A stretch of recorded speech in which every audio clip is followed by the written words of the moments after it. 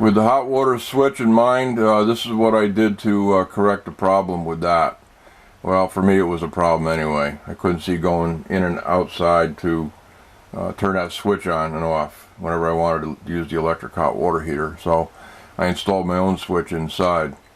The panel behind, this is a 324 RLQ with the quad slides, 2010. There is a access panel behind here. You'll see where the outlet is, and the fantastic fan control. Again, this is all hollow. There's a wire chase behind here. I simply just cut a hole the size of an outlet box in here, installed an outlet box, and then all I had to do is do the wiring. To do the wiring, going up, panning on down here to where the hot water heater is, there's a control box, or the connection box, or the junction box you might say. It's a 14-2 wire that comes from the switch, and I simply disconnected it here after turning the power off, disconnected out the box, pulled it up through, took this same wire, ran it to the switch right here, and then from the switch back down to the hot water heater and made the connections inside. And believe me, that one addition with that switch makes life much easier on the road with the electric hot water heater. The LED light is a 120 volt LED light. Simply connected it up inside the switch. Let me know when the power is on to that. I would not recommend anyone doing this electrical work unless you are completely comfortable with doing electrical work. If you want this done and you don't feel comfortable doing electrical work, I would hire an electrician or find someone who is familiar with doing this type of work.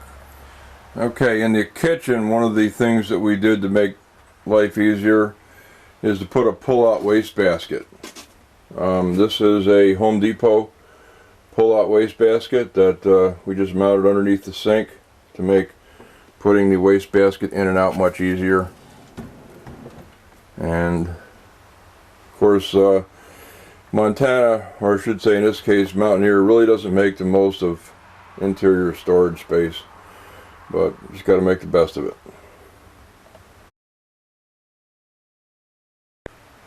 Okay, another thing that we did electrical wise was to install an outlet.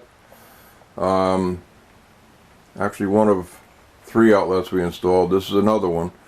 Mountaineer gives you this spot next to the stove, little counter space, perfect place for a coffee pot. No outlet.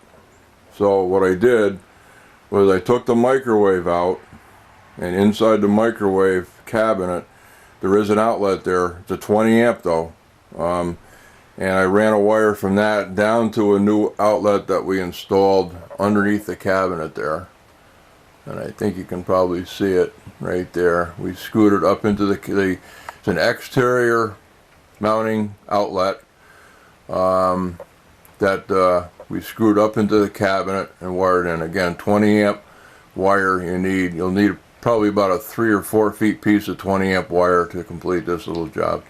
And again, if you don't feel comfortable doing it, either don't do it or find someone who is comfortable.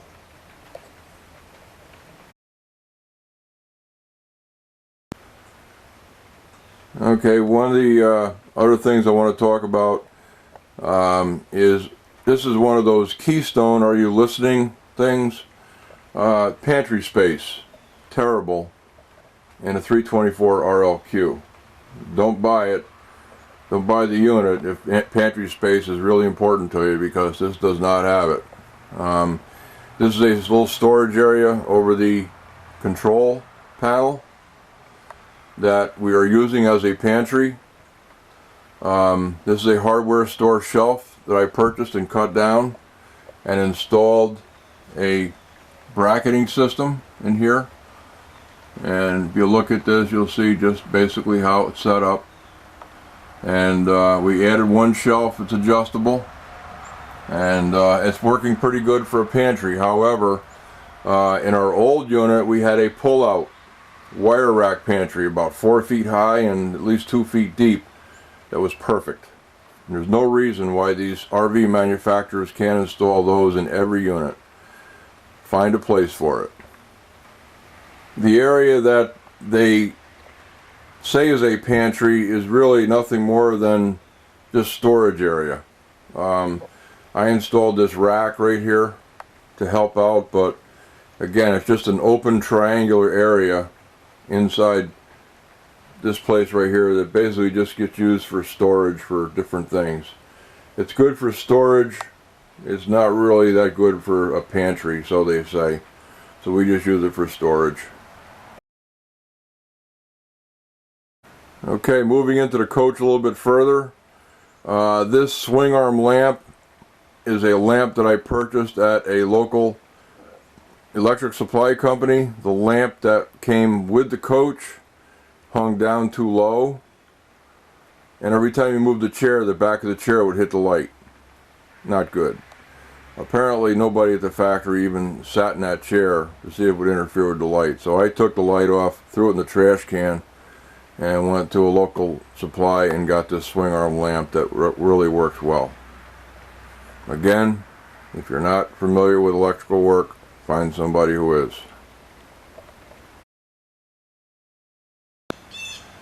Okay, on a safety note, I have to say this again. Montana, Keystone, are you listening?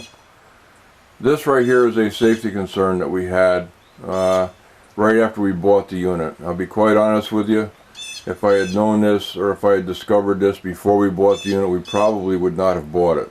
That's how serious it is. When you come out of the bathroom, you'll notice how close the first step is to the bathroom door. Very easy to come out of that bathroom door and take a header down these stairs. Not good. We recommend that Keystone puts a warning inside the bathroom door as to watch your step, because when you come out, especially in the dark, it could be quite hazardous. What we did to help, of course there's nothing you can do to remove the step, but what we did at night, I installed another outlet right here for a night light. Montana, Keystone, not a bad idea. You guys do it at the factory. It's a 10-cent item. But the night light works great. The stairs are illuminated at night, and when you come out of the bathroom, it's the first thing you see is those stairs. So it works really well.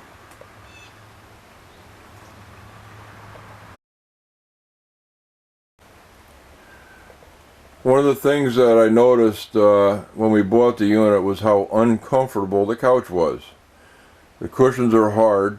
Well, not really much you can do about it, and the backs are much softer than usual. I mean, the backs on the couches, they are comfortable, but they are leaning back too far. So when you sit on the couch, you're just naturally uncomfortable. What I did to help it, it's not perfect, but what I did to help it was I turned the couch upside down, and you will see where the back rests up against a couple of bolts going through the frame. All I did was put a ring of washers on these bolts where the bracket to the back rests, and that was able to force the back out more forward, probably about maybe about 1.5 inches or so. More comfortable than it was. Still not perfect, but hey, it's a camper, it's not a luxury suite.